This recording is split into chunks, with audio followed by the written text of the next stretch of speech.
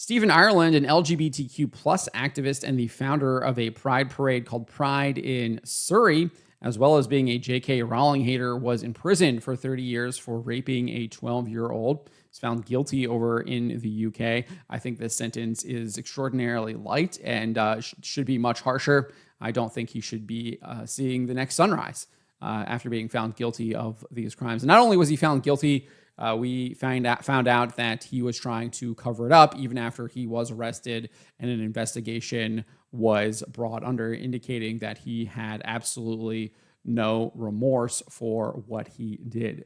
Total evil coming from this individual, the actions he was committing. So Ireland founded Pride in Surrey in 2018 and repeatedly attacked Harry Potter author J.K. Rowling on social media since she began criticizing the gender ideology movement taking over the country. In 2019, he posted this: bitterly disappointed in J.K. Rowling and her support to the TERF anti-trans movement. The LGBTQ plus community stand together as one. Remember the Stonewall riots 50 years ago and Marsha P. Johnson, a trans person of color who fought for our rights to be. J.K. Rowling, have you got something to say about this? Cat got your tongue. Surely as a writer, you'd be delighting us with a tale of why you disgustingly support such an anti-trans view. Liking a tweet, trans women are men in dresses, and then writing what you wrote. How awful. This is the guy who would rape a child. In another post, he wrote this: J.K. Rowling's transphobic and darn right disgusting trans exclusionary feminist view towards our siblings means that I, with many others, applaud the council for covering up a pro-J.K. billboard. Trans women are women. Trans lives matter.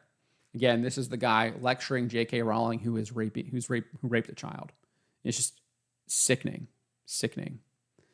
The Surrey police report that Ireland was sentenced to 24 years in prison with a further 6 on extended license after being found guilty of the rape of a child under 13, 3 counts of causing a child under 13 to engage in sexual activity, and the sexual assault of a child under 13. Additionally, he was found guilty of conspiracy to engage in sexual activity with a child, arranging commission of a child sex offense, 6 counts of making indecent photographs of children, 4 counts of distributing indecent photographs of a child, possession of prohibited images of children, possession of an extreme pornographic image. And he only got 30 years. Only 30 years. This is miscarriage of justice, in my opinion. Again, should not see the light of day. Ireland's sodomizing partner, David Sutton, was sentenced to 4.5 years, 54 months in prison after being found guilty of 3 counts of making indecent photographs of children and 1 count of possession of an extreme pornographic image. Additionally, both Ireland and Sutton were also found guilty of 1 count of voyeurism and 1 count of perverting the course of justice.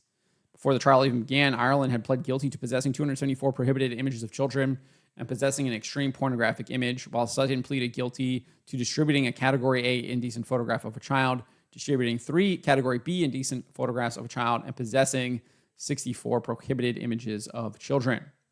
Temporary Detective Chief Superintendent Debbie Whiteshead, or she's the head of Surrey's Police Public Protection Command, said Stephen Ireland was a sexual predator who targeted a young boy and took advantage of his age and vulnerability for his own gratification. I would like to pay tribute to the victim in this case for his courage in coming forward and for giving evidence. I hope the fact that both Stephen Ireland and David Sutton have been given prison sentences can help him start to rebuild his life. As well as both men demonstrating an extreme sexual interest in children, they then tried to cover up their offending by intentionally deleting material from their phones once they became aware of the police investigation and following their arrests. This has been an extremely difficult and complex investigation, and I would like to thank all those involved for their hard work and dedication. I hope the sentence is handed down today send a clear message to any victim of a sexual offense that you'll be listened to, you will be supported, and we will investigate such crimes thoroughly. Rowling reacted to Ireland being sentenced, writing on X, Stephen Ireland, who targeted me with endless abuse on here because I oppose the chemical castration of children and the removal of protected spaces for women and girls, has just been sentenced to 30 years in jail for child rape. How many times do we see this? These people who are trying to lecture us on the LGBTQ plus agenda are committing the most heinous crimes imaginable. And they're absolutely awful. If we hop over here to the BBC's coverage of this guy being sentenced, they report this. The boy referred to in court as Child A, who had been reported missing at the time, told police they had sex in the flat, smoked a bong, which was later found to have contained methamphetamine, and that pornography was played on a laptop. The court heard the boy had initially told Ireland he was aged 17, but when he later claimed to be age 13, Ireland replied, okay, we just have to keep it a secret. Judge Lees told Ireland your response was telling, Far from finding that repugnant, you found that exciting and sought to do it again. Just evil, evil stuff here. In a Telegram chat that took place after their encounter, Ireland sent child A message in which he described his age as naughty and kinky, the court heard. On the same day, Ireland asked the boy if he would have a threesome and sent the child pictures of himself and Sutton. Jurors heard that Ireland sent a picture of child A to Sutton, describing him as a 14-year-old baby who wants to play with men's bodies, and the pair exchanged messages about the child. Ireland, along with Sutton, who was a volunteer for Surrey Pride, were found guilty, which we kind of went over already. There's also this right here. The court heard that Ireland had watched live camera footage of Sutton having sex with a 16-year-old boy at their flat in March 2024. The teenager did not know he's being recorded, with Ireland sending Sutton messages such as, "He doesn't know I'm here," and telling him what to do, the court heard. And Judge Lee says, "You fed off one another. You definitely supported one another in your perversions." So just it's sick, evil stuff here. Lee said, Stephen Ireland is a man who prided himself on being versed in and highly alive to the vulnerabilities of young people linked to the Surrey Pride organization he was at the time pivotal to. A was quite obviously to any adult an extremely vulnerable child who was highly sexualized.